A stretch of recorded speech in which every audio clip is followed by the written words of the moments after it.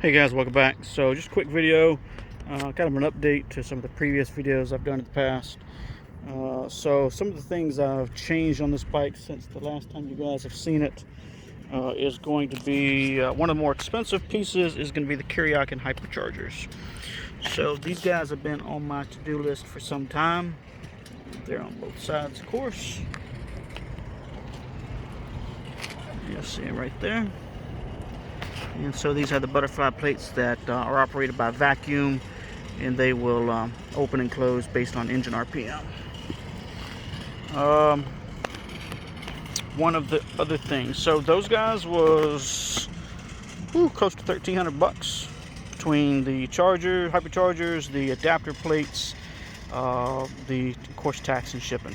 So a little pricey, and that's why it's taking a little while to get those done. On the rear, the tour pack, or razor pack in my case, is something that is new to you guys, not so much new to me because it's been a while. I've had it on there for quite a while. So this is pretty much what I've got in here. Alright, so get this thing to focus real quick. I used to have, alright, so I've got tricky air suspension on the rear, AirFX suspension on the front. And so, of course, that means front and rear air suspension, they are independent. It is, up and down on each one.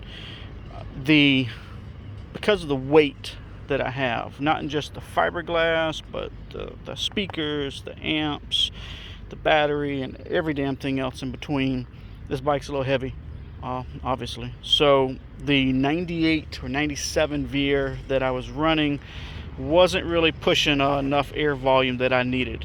So it was up under the seat. We took that out. I used to have two bottles over here. I got a bottle up under each bag still, 24-ounce bottles. Took those out. Put this Air Max 380 in here. This is the same thing as the Veer 380 seat. Love it. 200 psi, 100% duty cycle. So now with the 200 psi, I had to upgrade my air pressure. Actually, this is my switches here, but these are for the digital readout up on the dash, so I can see how much air pressure I've got. But I had to change out my switches because the Veer was rated for 120 psi. I was pushing it to 150. The air switches were 115. I was pushing them to 150, and I was blowing O-rings about once a year. Cheap valves, $25 a piece, but I decided to go something a little bit heavy duty, and I needed more psi to get my ass off the ground, literally. So I could be able to ride. So that's why this came into place. That's why those came into place.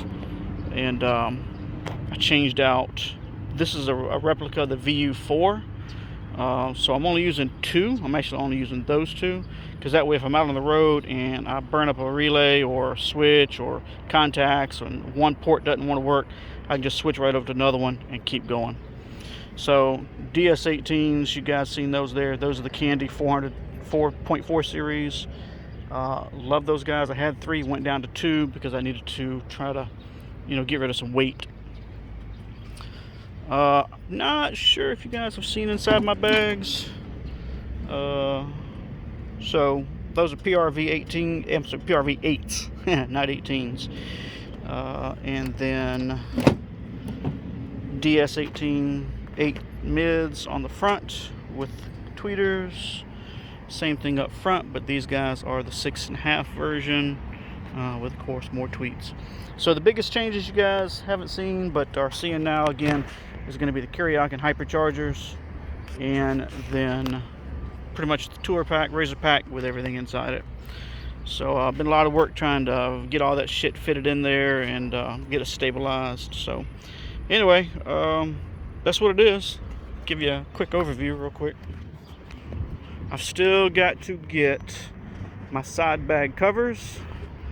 They're going to go from the side bags to the frame and the center stand. So those are the next two big things left on my list. Other than that, there's pretty much not anything else I can do. So anyway, hit the like button, and I'll see you guys on the next video. Got any questions, shoot me a message. I'm usually pretty good about responding. Sometimes I get a little slow depending on work. I'm on a traveling team right now, so some weeks, I'm not even in the country.